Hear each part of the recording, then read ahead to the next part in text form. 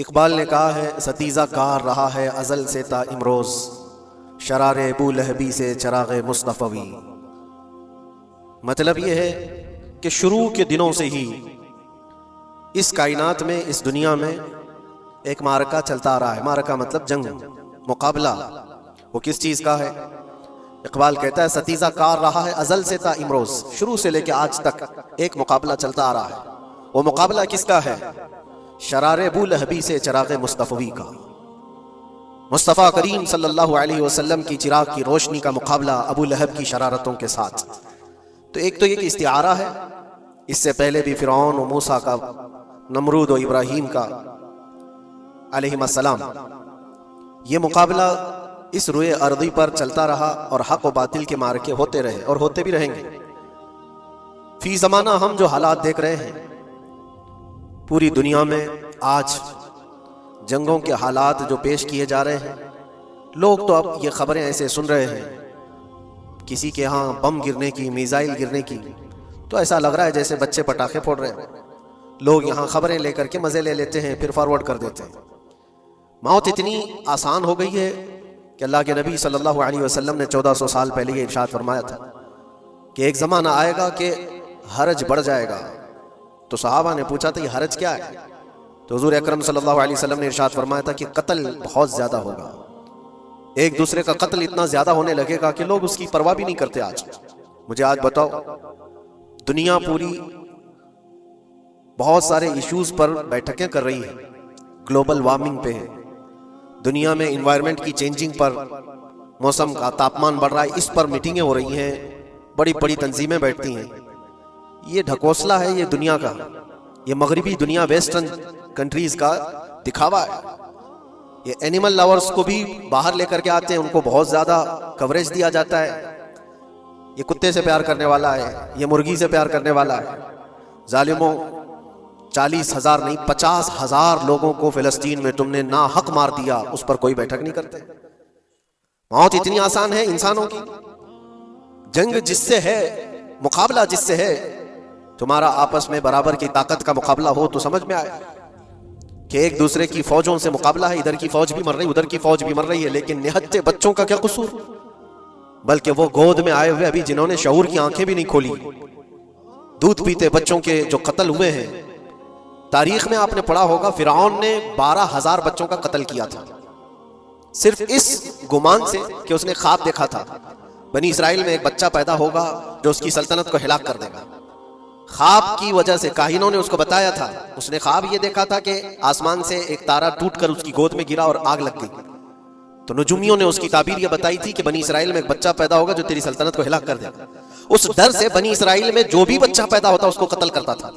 اس نے تقریباً 12,000 بچوں کو قتل کر دیا تھا، اس ڈر سے کہ وہ بچہ تو نہ پیدا ہو جائے جو میری سلطنت کو ہلاک کرنے والا ہے۔ اور وہ موسیٰ علیہ السلام تھے، پیدا بھی ہوئے اور فرعون کے گھر میں ہی پلے۔ اللہ کا نظام ہے۔ لیکن میں یہاں اس لیے بتا رہا ہوں، فرعون ظلم میں پوری دنیا میں مشہور ہے۔ وہ عورتوں کو بھی ظالم اس طرح سے مارا ہے کہ جس کی تاریخ میں مثال نہیں ملتی۔ لیکن میں نے اپنی زندگی میں دیکھا، آج کے زمانے میں اسرائیل نام سے ایک ناجائز حکومت پر قابض شخص نے 12,000 نہیں 50,000 لوگوں کو سال بھر میں قتل کر دیا۔ یہ تاریخ کا بھیانک چہرہ ہے۔ آج لوگ اس کو ہلکے میں لے رہے ہوں گے، نیوز والے ایک طرفہ رپورٹ کرتے ہیں کیونکہ ان کو ان کے باپ داداؤں سے ڈر ہے، جہاں کی کھاتے ہیں وہاں کی گاتے ہیں۔ لیکن بعد کو یہ سچائیاں جنریشن میں منتقل ہوتی رہیں گی، کبھی تو آئے گا کوئی انصاف کی نظر رکھنے والا۔ اور انسانیت کا قتل کتنا بڑا قتل ہے، ایک شہر کے 50,000 لوگوں کو قتل کر دینا، اور ایسے کہ وہاں کی عمارتیں پورے راکھ کے ملبے میں چلی گئی، صدیاں لگ جاتی ایک شہر کو بسنے میں، ایک گھر کو بنانے میں آدمی کی اپنی زندگی گزر جاتی ہے۔ کیا کیا ارمانوں سے گھر بناتے ہیں، لیکن ایک پل میں کسی کا گھر اجاڑ دیا، اس کے سامنے تڑپتے ہوئے اس کے باپ کی لاش ہو، ماں کی لاش ہو۔ وہ تصویریں کہ آپ نے نہیں دیکھی کہ ایک باپ چھوٹی سی بیٹی کو لے کر کے دوڑ رہا ہے تو اس کا بیٹا الگ پیر اور ہاتھ جلے ہوئے بم سے تڑپ رہا ہے، وہ کس کے درد کو دیکھے۔ یہاں تک کہ میں نے دیکھا کہ بیٹی کو باپ یہ نصیحت کر رہا ہے، تھوڑا اور صبر کر لے بیٹا، شہادت ملنے والی ہے۔ کون کرتا ہے موت سے پہلے اپنے بچے کو اتنی تلقین کر دے، حالات ایسے۔ دوسرے یہ کہ وہاں پر کھانے پینے کی ایڈ کوئی جا نہیں سکتی، اس پر پابندی، دوائیاں نہ جائیں اس پر پابندی۔ دنیا کا کوئی قانون اس چیز کو جائز ٹھہراتا ہے؟ مجھے بتاؤ، آتنکواد کا راگ الاپنے والے ان باتوں کو کیا کہیں گے؟ انسانیت اگر کہیں ہے تو اس کا تصور تو کرو. کسی کے فنڈامنٹل رائٹس ہوتے ہیں، بیسک رائٹس ہوتے ہیں، کھانا پینا، یہ اس کا انسانی حق ہے. دشمنی تم سے جن کی ہے ان کے ساتھ مقابلہ کرو، عام شہریوں کے ساتھ نہیں. مخبر صادق رسول اکرم صلی اللہ تعالی علیہ وسلم کی تعلیمات دیکھو. جہاد کو لے کر جو پروپیگنڈا تم پھیلاتے ہو اور ہر چیز کو جہاد کا لفظ دے کر کے ایک ایسا نیریٹو کریٹ کرتے ہو کہ لوگوں کے دماغ میں ایک پروپیگنڈا پھیل جائے. آؤ میں تمہیں سناتا ہوں، رسول پاک صلی اللہ تعالی علیہ وسلم جب صحابہ جہاد میں جاتے تو ان کو کن باتوں کی تلقین کرتے تھے. سب سے پہلے مجاہدین صحابہ سے کہتے جس جگہ تم جا رہے ہو مقابلہ تمہارا جن کے ساتھ ہے انہی سے مقابلہ کرنا. جو تمہارے خلاف تلوار اٹھائے اس کے خلاف تم تلوار اٹھاؤ. اور راستوں پر بیٹھے ہوئے بوڑھوں کو ہاتھ نہ لگانا، کسی عورت کے ساتھ چھیڑ چھاڑ نہ ہو. حاملہ عورتیں اگر قید میں آ جائیں تو انہیں چھوڑ دینا. یہ حضور پاک صلی اللہ علیہ وسلم کی تعلیمات ہیں. حتیٰ کہ رسول کریم صلی اللہ علیہ وسلم نے فرمایا جس شہر میں تمہارا غلبہ ہو جائے، تم غالب آ گئے وہاں کی فوج پر، تو وہاں کے رہنے والوں کے بچوں کو نہ ظلم کرنا، ان کو نہ پکڑنا. پھر تعلیمات میں یہ ہے وہ چاہے جس مذہب کے بھی لوگ ہیں ان کے معبدوں کو، ان کی عبادت گاہوں کو ختم نہیں کرنا، ان کی عبادت گاہوں کو توڑ پھوڑ نہ کرنا جس شہر میں تم جا رہے ہو. یہاں تک کہ حضور اکرم صلی اللہ علیہ وسلم کی تعلیمات تو دیکھو، حضور یہ تک فرماتے تھے مجاہدین صحابہ کو کہ جس شہر میں تم جا رہے ہو وہاں کے درختوں کے پتے بھی نہ اکھاڑنا، درختوں کو بھی نہ نقصان پہنچانا. جنگی تعلیمات کو آج کوئی نظر میں نہیں رکھتا ہے. دنیا کہتی ہے کہ جنگ کے دوران بھی کچھ اصول ہوتے ہیں، لیکن کوئی اصول نہیں. ہم نے دیکھا ہے جس کی طاقت ہے اس کا بول بالا ہے. یہ دنیا ان کے خلاف کبھی کوئی بات نہیں کرتی. آج سے تقریباً 20 سال پہلے بھی عراق کی کیا حالت تھی آپ نے دیکھا ہوگا. ایک جھوٹے پروپیگنڈے کی وجہ سے پورے عراق کو تباہ کیا گیا. آج تک وہ سنبھل نہیں پایا ہے. نیوکلیئر پاور عراق کے اندر موجود ہے، اس کے ری ایکٹر وہاں پر موجود ہے. کیا کیا چیزیں اس زمانے میں پھیلائی گئی. سوشل میڈیا تو نہیں تھا اتنا. دنیا نے یہ مان لیا کہ ہاں دادا کہہ رہا ہے تو ہوگا، اور حملہ کیا اسی بنیاد پر. 20 سال ہو گئے آج تک عراق میں کوئی نیوکلیئر پاور پلانٹ نہیں نظر آیا، کہیں نہیں.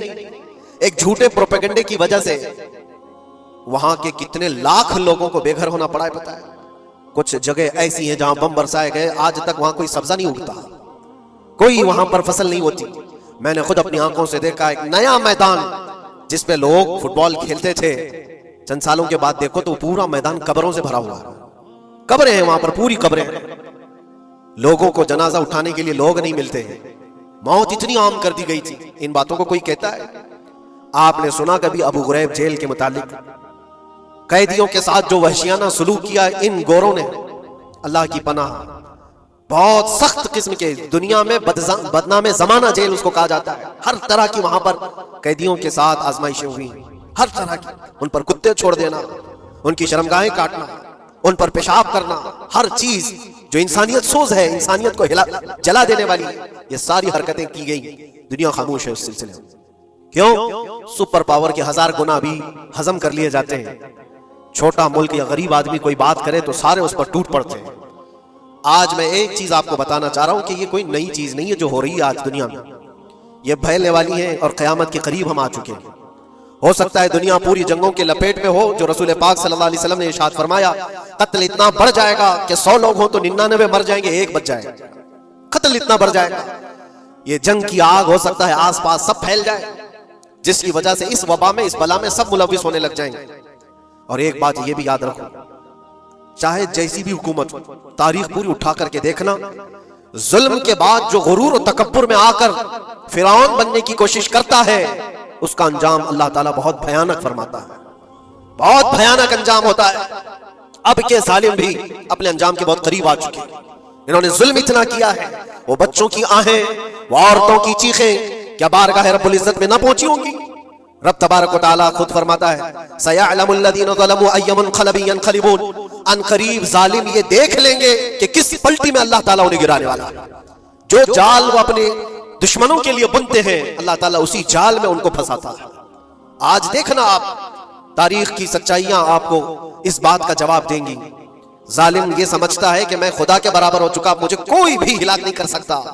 اللہ تعالیٰ فرماتا ہے اینما تکونوا یدرککم الموت ولو کنتم فی بروج مشیدہ. تم مضبوط قلعے میں کیوں نہ بیٹھے ہو، موت تمہارے پاس آ کر پکڑ لے گی. اور رب تبارک و تعالیٰ کے لیے کوئی چیز ناممکن ہے. लोग आज हवा बनाते हैं कि एयर डिफेंस सिस्टम इतना बड़ा है कोई कुछ नहीं कर सकता। एक छोटे से पिद्दे से एक नाजायज कंट्री को महफूज दिखाने के लिए दुनिया पता नहीं क्या क्या बातें वायरल करती है। इजराइल के पास आयरन डोम है, एयर डिफेंस सिस्टम इतने बड़े हैं, कोई नहीं आ सकता। वो खुदा है? कोई खुदा है? लेकिन दुनिया आज देख रही है, बहुत सारी चीजों को देख रही है। मुझे यहां पर किसी के सिलसिले में नहीं कहना, लेकिन एक बात कहना है कि नशा में चूर, घमंड में चूर जो बंदा होता है, अल्लाह ताला कभी उसको मच्छर से भी हिलाक करता है। बहुत बड़ी ताकत का इससे मुकाबला होना जरूरी नहीं। तुम्हारे पास होगा बहुत बड़ा सिस्टम, लेकिन रब तबारक व तआला जब इंतकाम ले ले तो फिर तुम्हारे लिए बहुत बड़ी ताकतों की जरूरत नहीं।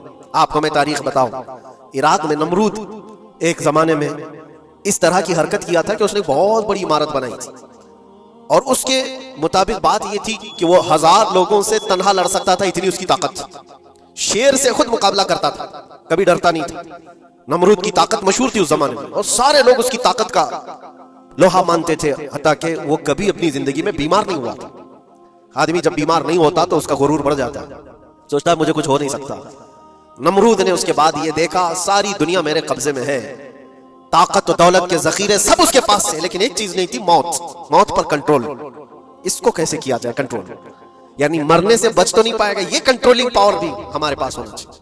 उसने एक बहुत बड़ी इमारत बनाई, कहा कि खुदा आसमानों में होता है, हम इतनी बड़ी इमारत बनाएंगे कि उन इमारतों पर चढ़कर खुदा को ललकारेंगे। आजा मैं मुकाबला करता हूँ, और मुकाबला करके मैं खुदा को गिरा दूंगा किसी भी तरह से। अगर मुझसे ना हो सके तो पूरी फौज को तैयार करूंगा। खुदा से लड़ाई लड़ करके एक बार वो मौत और हयात का पावर अपने हाथ में ले लेंगे, फिर हमको जब तक चाहे जीना है। कहां की खाम ख्याली।